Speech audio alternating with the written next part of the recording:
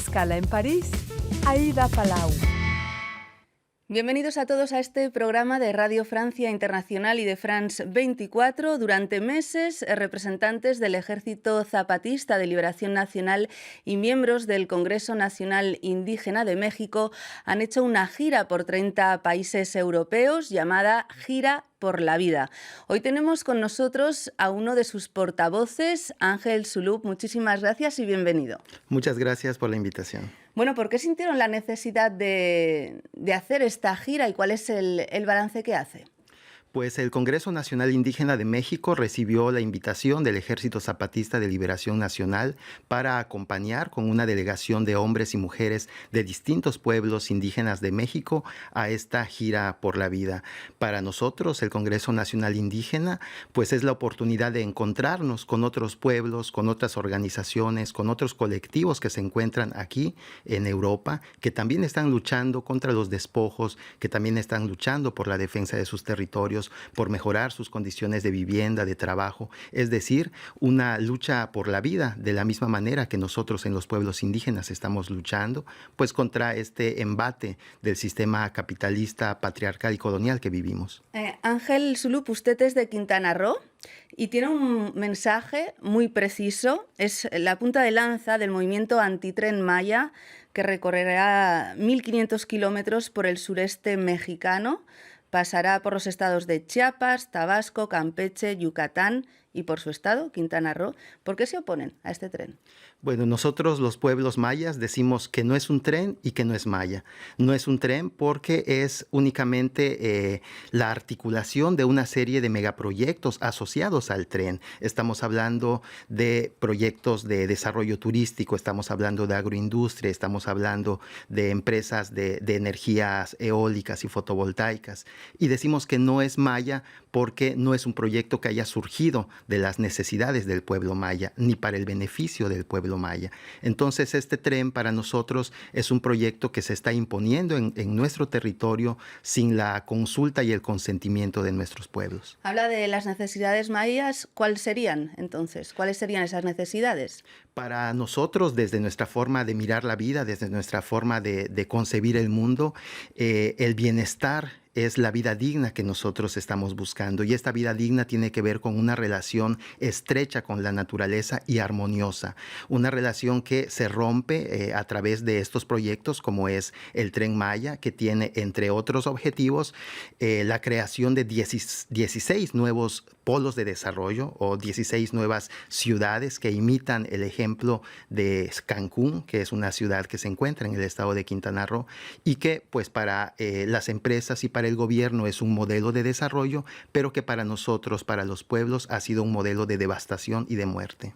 El Tren Maya iba a ser eléctrico, pero parece ser que al final también va a funcionar con diésel, o sea, va a ser mixto. ¿Esto provocará más contaminación? No sé, ¿ustedes han hecho algún tipo de proyección?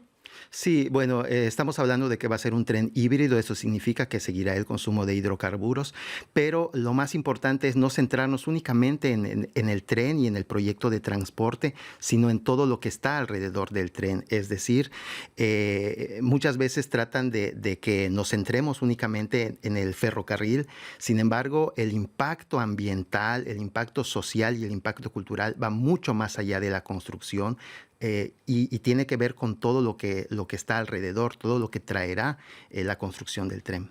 Justamente sobre el impacto ambiental, el presidente dijo que no iba a haber deforestación, pero parece que ya hay 144 hectáreas que se han deforestado. Sí, en los últimos sobrevuelos por parte de organizaciones que acompañan la defensa legal que llevamos los pueblos mayas, se detectaron alrededor de 144 hectáreas que han sido deforestadas en lugares forestales sin los permisos correspondientes y que también están desacatando disposiciones judiciales como suspensiones provisionales que hemos logrado a través de amparos. Lo que estamos viendo es que pues hay una devastación ambiental en la construcción y bueno, lo que vendrá al final con todo lo que las ciudades nuevas que se crearán, pues también. Le quería hablar de los jaguares porque parece que es una especie que se podría extinguir en México, pero se están pensando en hacer corredores fáunicos. ¿Ustedes qué piensan de esto? Sí, estas medidas que el gobierno le llama de mitigación, que son unos pasos de fauna, pensamos que son totalmente insuficientes. Es decir, la fragmentación que se vivirá en estas reservas naturales, como es la reserva de la biosfera de Calakmul en el estado de Campeche, pues provocará daños irreversibles al entorno.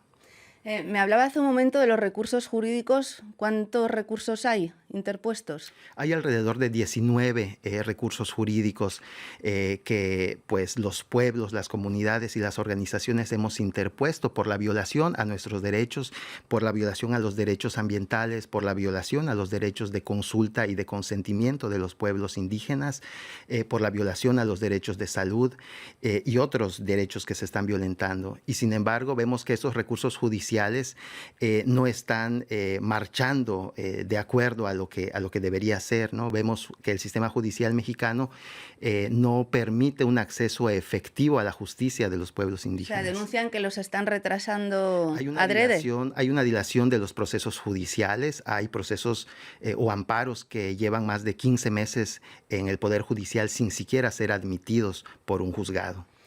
El Tren Maya tiene como objetivo desarrollar más actividad económica y con eso tal vez una mejora de las condiciones de vida de los pobladores. Yo ya entiendo que ustedes no están de acuerdo con ese modelo, que querrían otro. Pero bueno, según el gobierno se han generado muchos puestos de trabajo, 90.000. ¿Por qué estar en contra de eso? Sí, el argumento central del gobierno es la generación de empleos. Y en cuanto a ese punto podemos ver que es real. Se generaron esos empleos y se generarán muchísimos más empleos. Pero la pregunta que nos hacemos es qué tipo de empleos son y para quiénes. Lo que nosotros vemos es que en los centros turísticos los empleos para el pueblo maya son empleos precarizados, son empleos en donde el pueblo maya es simplemente la servidumbre de la industria turística. Entonces eso es lo que cuestionamos, que esos empleos no dignifican la vida del pueblo. ¿No es un poco contradictorio denunciar, bueno, que por décadas en estas zonas se nos ha olvidado un poco, ¿no?, las comunidades, y por fin hay un proyecto faraónico, hay inversión y de plano rechazarlo? Sí, bueno, es que los pueblos mayas en realidad lo que exigimos es el respeto a nuestros derechos de autonomía y de autodeterminación, es decir, que nos permitan decidir cómo queremos vivir, cómo queremos organizarnos, qué es lo que queremos para nuestros territorios. Y estos proyectos muy grandes, faraónicos, como dice, son proyectos pensados desde otro lugar, no surgen desde el pueblo maya. Entonces son proyectos que al final se imponen en nuestros territorios. Ustedes también denuncian la militarización del sudeste mexicano. Es cierto que los militares están construyendo y van a administrar el Tren Maya. Según el presidente Andrés Manuel López Obrador, es para evitar justamente su privatización. ¿Cuál es el posicionamiento del CNI? Pues nosotros lo que vemos es justamente que este tipo de proyectos no son para el beneficio de los pueblos, no son para el beneficio de la sociedad, sino son para el beneficio del poder, en este caso del poder militar. Y podemos observar que en este gobierno de Andrés Manuel López Obrador, el poder hacia los militares en todo el país ha aumentado, sobre todo en los territorios indígenas. Entonces lo que observamos es precisamente que este es un proyecto que no beneficia a nuestro pueblo. ¿De qué manera está afectando esa militarización? Bueno, tenemos hostigamiento, tenemos represión a los defensores y defensoras del territorio, además de que la presencia militar pues es una intimidación directa hacia las comunidades, ¿no? Se genera una situación de violencia para luego imponernos la militarización. Hay que recordar que las ciudades de Cancún, Playa del Carmen, Tulum son ciudades violentas, son ciudades en donde el crimen organizado pues tiene el control del territorio. Vemos que los cárteles de narcotráfico, el turismo sexual, los feminicidios están cada vez en aumento en estos territorios que son para el gobierno el ejemplo y el modelo de desarrollo que se debe llevar a todas las regiones de la península a través del Tren Maya. Entonces, esa es otra de las razones por las cuales nosotros nos negamos a este megaproyecto, porque lo que nos trae para los pueblos es la muerte física de nosotros como seres humanos y también una muerte cultural y de identidad como pueblos. ¿Ha habido asesinatos de gente de la comunidad por oponerse al tren? Pues ha habido mucho hostigamiento y mucha represión. También ha habido un asesinato vinculado de una manera indirecta, pero que tiene que ver con la imposición de este megaproyecto. Y lo que vemos es el incremento de la represión y de la intimidación hacia los defensores y defensoras. Las obras del Tren Maya han permitido el descubrimiento de más de 16.500 vestigios en los primeros 4 tramos del tren, vestigios que forman parte de la cultura y de la historia maya. Por ejemplo, el Sacbé de Cacalchen, en Yucatán, una vía pavimentada de 33 kilómetros. El segundo camino blanco, eso quiere decir Sacbé, ¿no? Sí. Más grande del que se tenga conocimiento. Bueno, las obras no todo es malo lo que traen las obras, están descubriendo vestigios de su cultura. Sí, es que nuevamente nos enfrentamos a esta palabra de descubrimiento, que es una palabra totalmente colonizadora, como el descubrimiento de América. Es decir, para los pueblos, estos caminos antiguos, caminos blancos, estos vestigios de nuestros sitios sagrados, pues están presentes en nuestros pueblos y los conocemos, ¿no? Entonces, pensamos que es algo que no necesita ser descubierto, ¿no? Sino se necesita ser respetado. O sea, que ustedes ya conocían, por ejemplo, este Sacbé de Cacalchen, claro, o la gente de Yucatán ya sabía que estaba ahí. Así es. Vale. Bueno, pues vamos a terminar con estos 25 años del Congreso Nacional Indígena que se acaban de cumplir, y yo le quería preguntar, ya brevemente, antes de terminar, un poco el balance que hacen, ¿no?, de sus actividades.